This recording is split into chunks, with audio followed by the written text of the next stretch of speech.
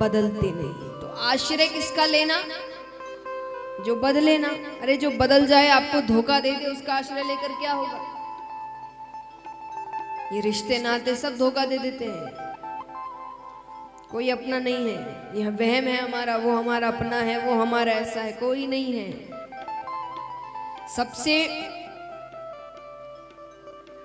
सबसे बड़ा सत्य, सोचिए उस समय शायद ही कोई व्यक्ति किसी के लिए झूठ बोले या गलत सोचे, पर जब किसी की मृत्यु हो जाती है तो उसके कई ऐसे अपने होते हैं, बहुत अपने, जो रो रहे होते हैं और ये कह रहे होते हैं कि उसको क्यों ले गए, मुझे क्यों नहीं ले गए। कई कह रहे होते हैं। हम सभी जानते हैं परिवार में किसी ना किसी की मृत्यु हो, या हमें भी ले जाओ। किसी दिन सच में यमराज आ गए ना, तो उसको छोड़ो, तुम चलो, बहुत जल्दी है ना, चलो। एक जाने को तैयार नहीं हो। जो वहां पर रो रहा है ना कि मुझे ले जाओ, वो इसीलिए क्योंकि उसको पता है ऐसा होने नहीं वाला। लेकिन जिस दिन ये चीजें होनी शुरू हो गई ना, कि मुख से कहते ही यमराज लेने आ गया, एक व्यक्ति नहीं कहने वाला ये लाइन, ये आप मुझसे लिखवा लो, कितना ही अपना हो। तो इतना अपना तो दुनिया में कोई नहीं जो आपके साथ ऊपर, तो इतना प्रेमी दुनिया में कोई नहीं है। सब स्वार्थ के रिश्ते हैं। कहते हैं कि सुर नर मुनि सबकी यही रीति, स्वार्थ लागी करे सब प्रीति। कि सबकी एक ही रीति है, जब स्वार्थ होता है तब सबका प्रेम जागता है। स्वार्थ खत्म, प्रेम खत्म। लेकिन इन सब में सिर्फ एक ऐसा रिश्ता है जो स्वार्थ का नहीं है, उनकी तरफ से। हमारी तरफ से तो वो रिश्ता भी स्वार्थ का है। भगवान को भी मनाने तभी जाते जब कोई काम होता है, वरना कोई भगवान को याद नहीं करता। ऐसा ही नहीं कहते हारे का सहारा। एक बात बताइए, भगवान कैसे नाम रखे गए? हारे का सहारा या दुख का साथी क्यों कहा गया है? सुख का साथी क्यों नहीं? बताओ, सुख का साथी क्यों नहीं है? सुख में कोई याद ही नहीं करता। महाभारत में आई ऐसी इतनी बातें होंगी, या तो पहले आप शांत होइए।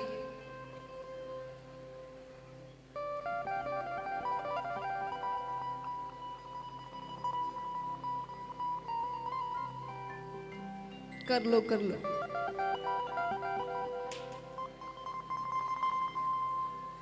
देश संभालने की बातें होंगी जरूर।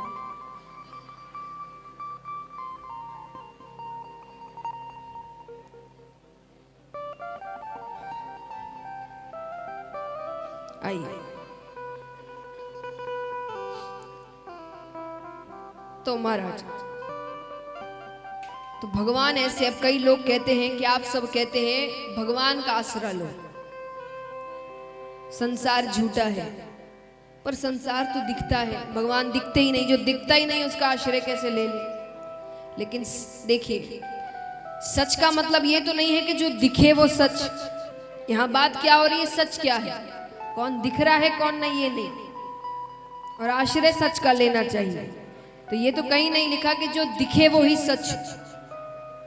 और संसार सच कैसे नहीं है, उसका भी उदाहरण आता है कि जो चीजें बार बार बदलती जाए वो सच नहीं है। अब अगर संसार का आश्रय मानते, संसार क्या है? धन दौलत, नाम शोहरत, रिश्ते नाते, ये सब कुछ संसार है। एक छोटा सा बच्चा है, उसके सामने 1 करोड़ रुपए रख दो और कुछ खिलौने रख दो, वो क्या उठाएगा? जोर से कहिए। खिलौने। आप क्या उठाएंगे?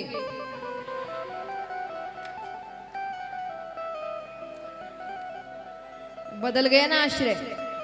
एक ही जीवन में 2 बार आश्रय बदल गया। एक बार खिलौने उठाओगे, एक बार पैसे उठाओगे।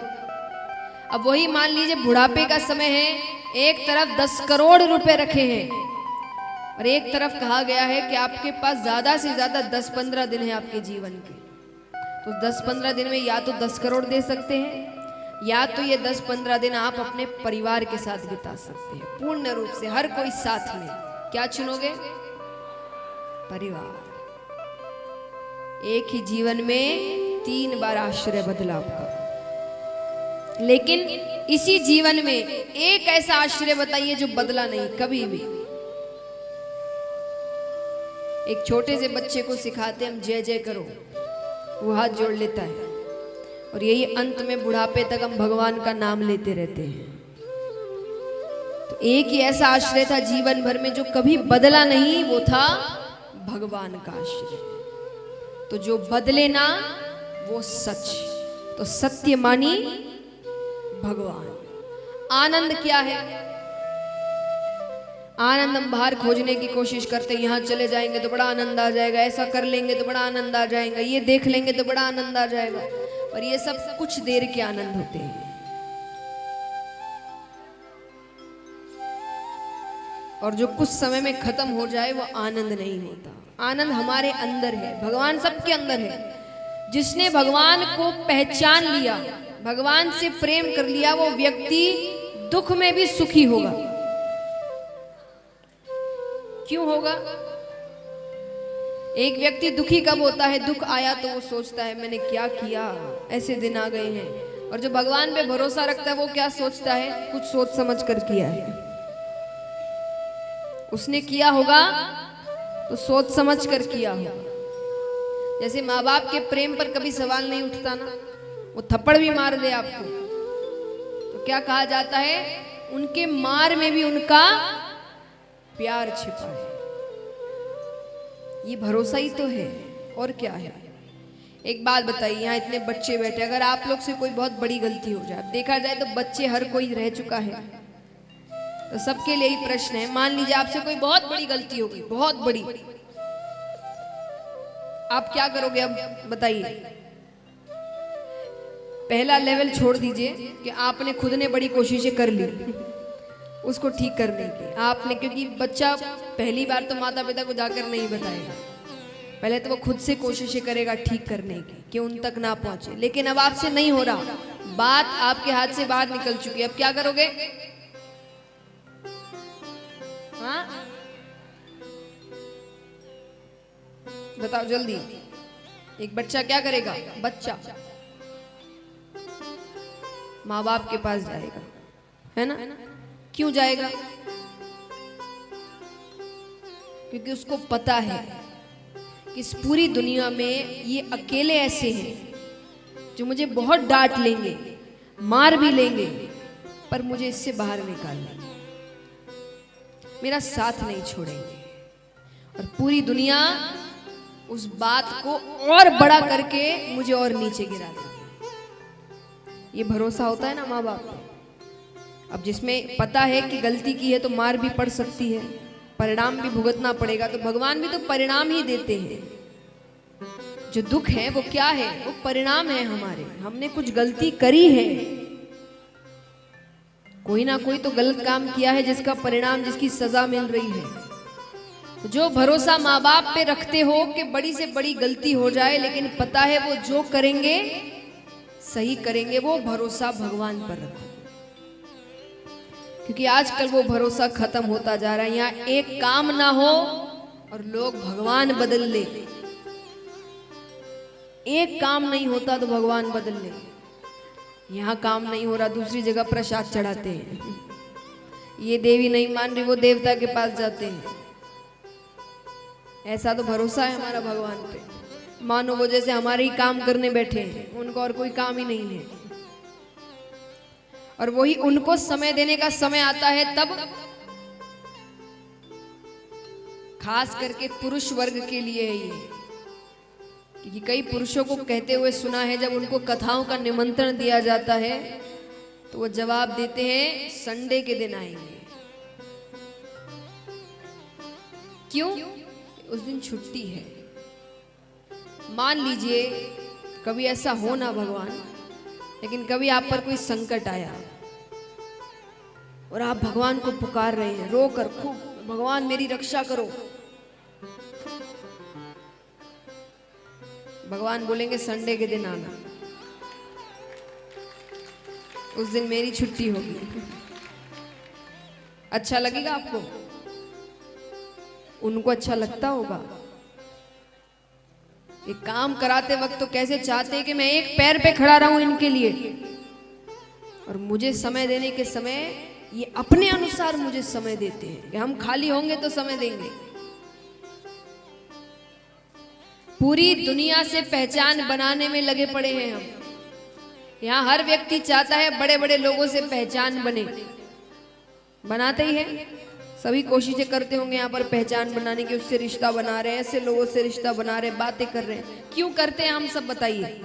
क्योंकि एक साधारण चीज है, हर व्यक्ति करता है। क्यों करते हैं हम किसी लोगों से, बड़े बड़े लोगों से पहचान क्यों बनाते हैं बताइए? क्योंकि सब करते हैं ये चुपचाप बैठने से कुछ नहीं होगा, ये काम सब करते हैं। बताइए क्यों बनाते हो बड़े बड़े लोगों से पहचान? सही आंसर नहीं है एकदम।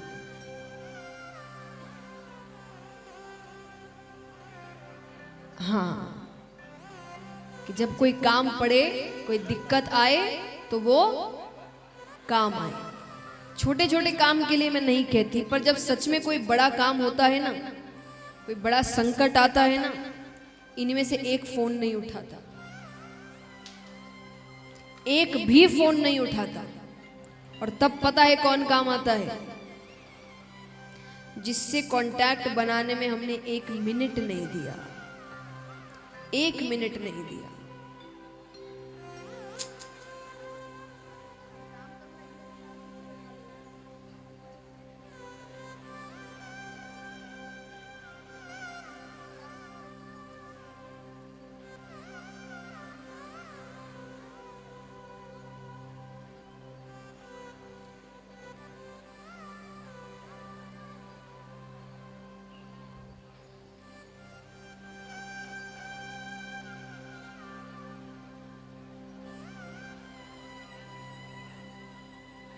तो जब सच में संकट के दिन आते हैं, तब एक ही व्यक्ति काम आता है जिससे संबंध बनाने में हमने बिल्कुल समय नहीं दिया। तो अगर संबंध बनाना है किसी से, तो इस दुनिया का सबसे बड़ा सेठ तो यही है।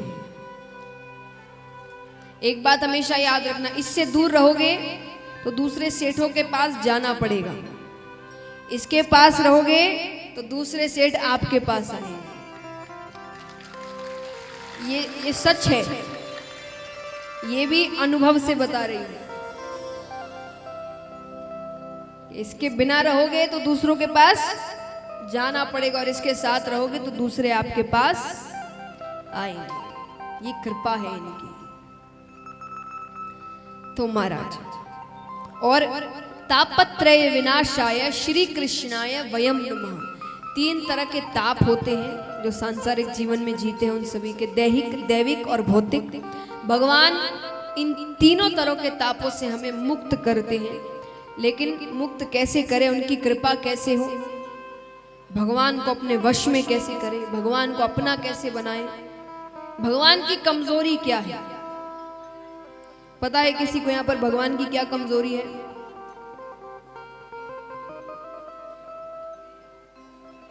भगवान भक्त को रोते हुए नहीं देख सकते। मैं नहीं कह रही, लिखा गया है। भगवान भक्त को रोते हुए नहीं देख सकते। भगवान कहते हैं, सन्मुख होए जीव मोहे जबहि। पापी से पापी भी एक बार मुझे रोकर पुकार ले, हे नाथ मैं आपका हूं। मैंने लाखों गलतियां करी होगी, पर अब मैं आपका हूं। कि सन्मुख होए जीव मोहे जबहि, जन्म कोटि अदना सही तबहि। मैं जन्मों जन्मों के उसके करोड़ों पाप वही नष्ट कर देता हूं, बस वो एक बार मुझे पुकार ले रोकर। ये भगवान की कमजोरी है। तो भगवान की कृपा चाहिए तो उनको रोकर पुकारो। तो इस प्रकार भगवान का स्वरूप बताया गया है। अब हम जानते हैं सुखदेव जी के अवतार की कथा। क्योंकि ये कथा देखी जाए तो कल से हम सभी सुखदेव जी के मुख से ही सुनेंगे। आज थोड़ा इधर उधर 2-3 जगह से सुना है, कल से सुखदेव जी हमें ये कथा सुनाएंगे। तो सुखदेव जी के अवतार की कथा अलग अलग शास्त्रों में अलग अलग ढंग से बताई गई है, पर दंत कथा के अनुसार एक बार ब्रह्मा जी ने ब्रह्मलोक में एक सभा का आयोजन किया और उसमें सभी देवी देवता यक्ष गंधर्व किन्नर सब आते हैं। जैसे सभा यानी जैसे बड़ी बड़ी ऑफिसेज होती तो मीटिंग्स होते हैं ना वहाँ पे, कि काम कैसे आगे बढ़ाएं, अब और नया क्या करें, तो मीटिंग में काफी लोग बैठते हैं। तो ये ऊपर भी होती है, वो पूरी दुनिया चला रहे, वहाँ मीटिंग्स नहीं होगी, अब नया क्या करें, ऐसा चल रहा है दुनिया को ठीक कैसे करें, वहाँ ऊपर भी ये सब काम होते हैं। तो ब्रह्मा जी ने एक सभा का आयोजन किया, सब बैठते हैं। तो ब्रह्मा जी ने वहां एक प्रश्न पूछा कि 3 लोक 14 भुवन में सबसे महत्वपूर्ण कीमती वस्तु क्या है। अब सब अपनी अपनी राय दे रहे हैं, कोई कहे कि हीरा, कोई कहे सोना स्वर्ण, कोई कहे चांदी। अब वहां ऋषिगण भी बैठे थे, उन्होंने कहा ये सबसे कीमती तो नहीं है, ये बहुतों के पास मिलेगी, यहां भी कईयों के पास होगी सोने की वस्तु। किस किस के पास है, हाथ उठाना।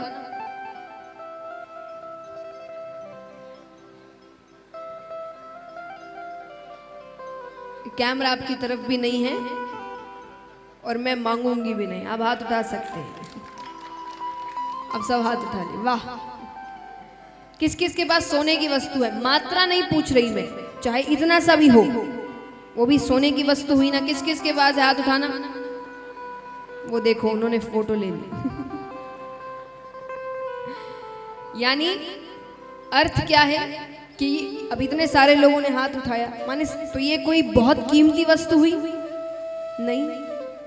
जो कईयों के पास मिल जाए वो सबसे महत्वपूर्ण तो नहीं हुई।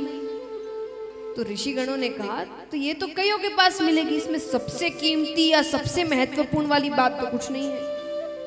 तो सबने कहा तो आप बताइए ऐसी कौन सी चीज है जो हर किसी के पास नहीं मिलती।